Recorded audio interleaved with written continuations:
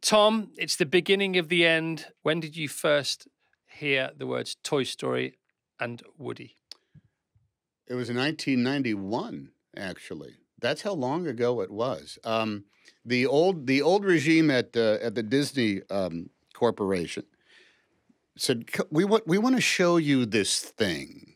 We want to show you this. We can't really explain it. We want to show it to you. So I went over to this warehouse in Glendale, California, and there were a bunch of partitions. There were a bunch of drawings all over this partition. Before we walk you through what we want to show you, we want to show you this other thing. And it was a video monitor, and it was just a blue background, but they had the character of Woody, as we know Woody now, and they took this line of dialogue from the hit motion picture Turner and Hooch. Thank you. Thank you. Oh, no, please, please. Thank you. And it was a line where my voice was screaming, "What are you doing? Don't eat the car. Don't eat the car. You're eating the car. Stop eating the car." But they gave it to Woody, and his arms were flailing around. And it wasn't much longer than that. It was on a loop, so you saw it again and again. And so they said, so you see, what we're trying to do is this brand new animation process. And we're going to now show you the story of what Toy Story, and then we walk through all these drawings, animatics, what do you call them, storyboards. And about on the fourth or fifth panel, and there were probably 48 panels, I said, great, let's do it. I'm in. And they kept then saying, well, here's what happens next. And every time they showed me some other sequence, I said, that's great. When do we start? Well, let me show you. I kept saying, guys, you got me. I'm ready to go. I'll do what you want. But they had to tell me the whole damn story. And sometime not long after that, we walked into a recording studio, Studio B, on the Disney lot with Doc, the mixer, legendary sound mixer, and we began the process there. Now, the odd thing was we recorded almost an entire movie that they then animated in a way, and then threw the entire movie out and said, that didn't quite work the way we wanted it to do. So we're going to ask you to come in and record a whole other movie, which we did. We all did. And that turned out to be the first Toy Story. That turned out to be, and that came out. When did it come out? 95. 95? Yeah. Okay. So that was a 4-year process of during the first one, and every one of the movies has been about a 4-year process. Was that when Woody was nasty, or was he the evil dummy? The ongoing thing is be cutting, be sarcastic, be get at each other, improvise, be funny, but be, what's the word? Just not be, I think, cynical. And they put it up together, and nobody cared about it. And then they began to, and this has happened on every one of these movies. They start off with something, and they just keep refining it and redefining it as it goes on. And you record stuff even now on Toy Story 4. I'm going back. I think we recorded a bunch, and they probably threw out, I'm going to guess, somewhere between a third to 40% of the original raw material that we did. Which is why it's so good. It goes through a refining process. It really does, yeah. So did you ever meet Luna Larry then? Who's Luna Larry? Buzz's original name. Oh, no, I didn't know that. Jeez. So, but Buzz was going to be 6 inches, and he was going to be red, and he was going to be called Luna Larry. How come you know all this stuff? Because it was in the paper this morning. My Lord, I'm Woody the sheriff, and I don't know this stuff. Yes. I'm behind the curve on this. So I'll tell you this: that they had at the very first one, they had a soldier figure that they said it's kind of like G.I. Joe. But we can't use G.I. Joe because we can't get the rights to it. And I said, well, why don't you call him Combat Carl? And from that was born Combat Carl. So I guess even the names are in play for an awful long time. Lunar Larry? Lunar Larry. Well, that's just a horrible name, isn't it? And he was red, and he was 6 inches tall, and now he turned out to be grey and green and 10 inches tall. And Chevy, Tom, I don't know, but maybe you know about this, maybe you don't. Apparently, Chevy Chase turned down Buzz, and who else turned down Buzz? Chevy Chase turned him down, and Billy Crystal turned him down, and somehow they got to Tim Allen. Were there any Woodies before Hanks, Tom?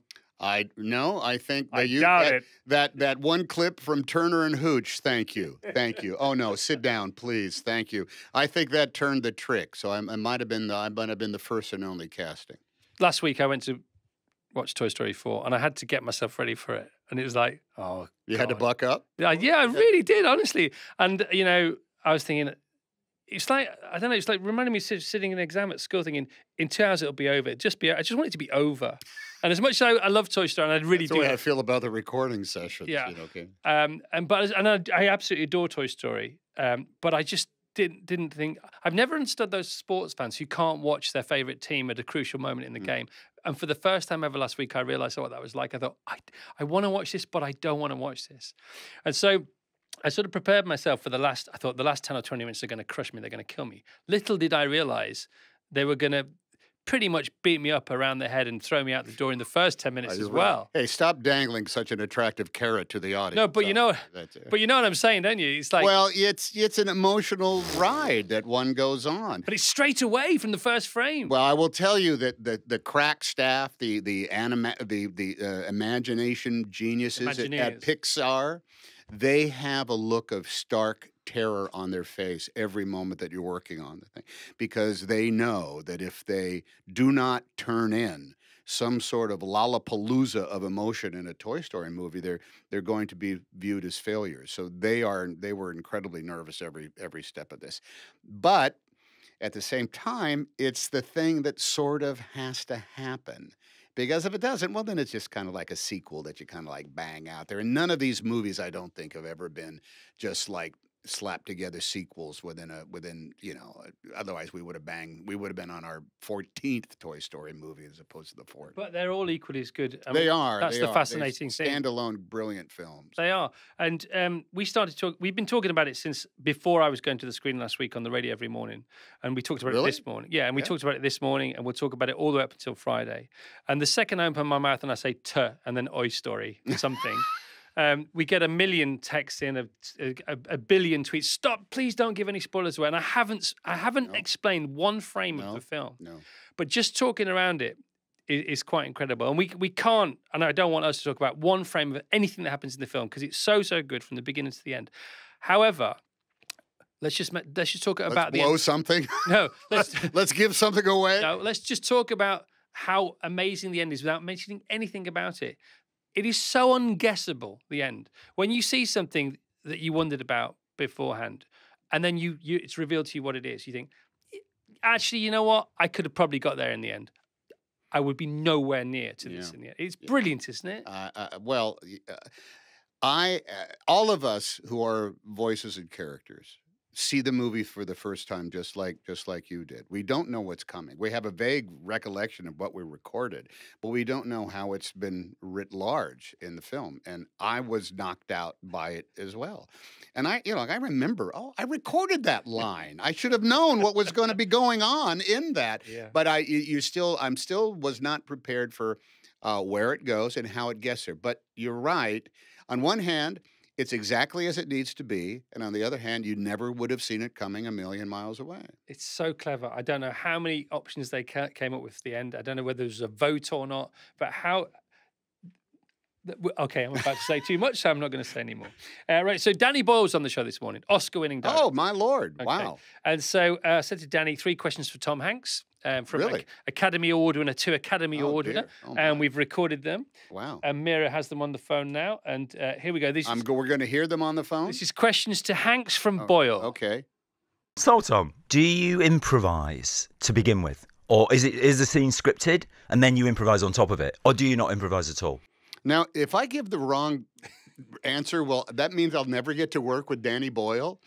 Anything you say in Toy Story is on mic, and so therefore is in a hard drive. Okay. And so there are improvisations and lines that they captured in 1991 and 1997 and 2006 or wherever we recorded. So it's evidence that can be used against you. And as a matter of fact, Don Rickles, who is no longer with us, his performance is completely taken from his goofing around and saying lines from another recording. Question number 2 from Danny Boyle to Tom Hanks. Danny Boyle. Do you ever work with the other actors, or do you do everything separately in those animated films? Do you ever get together with them in the same yeah, I got it, Danny. Thank you. I understand. Give me a second. I can answer your question.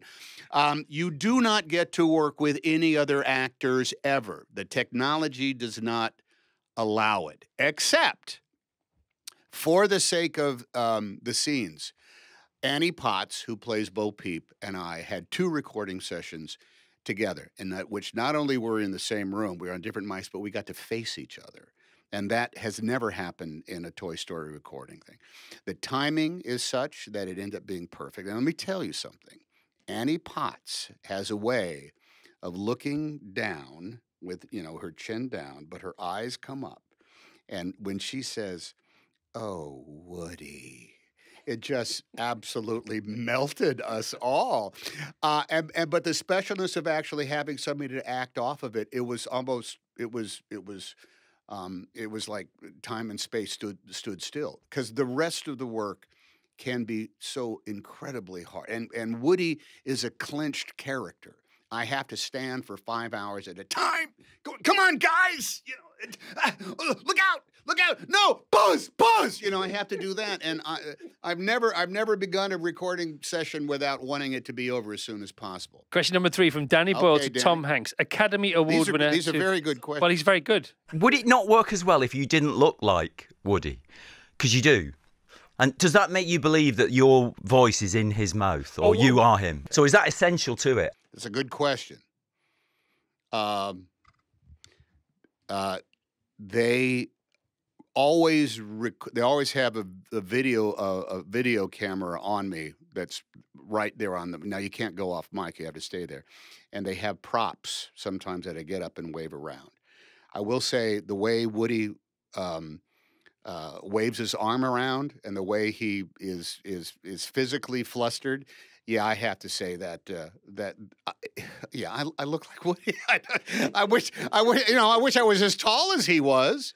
But yeah, I guess I do. I guess I do look like Woody, and I think it's a good match of voice. I've met some of the other people in it. They don't look anything like the characters they play, but yeah, I guess I do look like Woody. I think in silhouette, if you see Woody from head to toe, his physiology looks very Kermit-like from the back, and I couldn't help thinking if that was ever considered by the people who. There's a thing, the way his shoulders go slightly one way, and it's symmetrically the opposite with his hips. Yeah, and that's me. That's the way I stand around. That's the way you walk. Kind of like, All right, so Toy Story 3 came and went 9 years ago. Was it 9 years ago? Yeah. Wow. We didn't know there'd be a Toy Story 4. It's going to be a Toy Story 5. This is a very good question. I have a packet of top secret instructions from the studio that say we're not supposed to say anything remotely about anything. As a matter of fact, when I made this movie called Larry Crown, and one of the questions I got at that was, is there going to be a Toy Story 3? We hadn't done a Toy Story 3 yet, and I said sure, and I got a letter and a phone call from the Disney corporate legal division saying you are not allowed to say that, because we can be accused of manipulating our stock based on our pipeline output. And I said, I'm barely an employee for you guys. Forgive me for being so stupid. This is what I've said, and evidently the crack team at Pixar say, oh, you can say that. Is that I don't think for a while anybody will be even able to imagine there being a 5th one. But some employee of Pixar is going to wake up one day, maybe 18 months from now, and just say, oh, I've got it! In which case, some process might begin once again. Well, I enjoyed to talk to you. Thank you, Tom. My pleasure. Nice talking to you.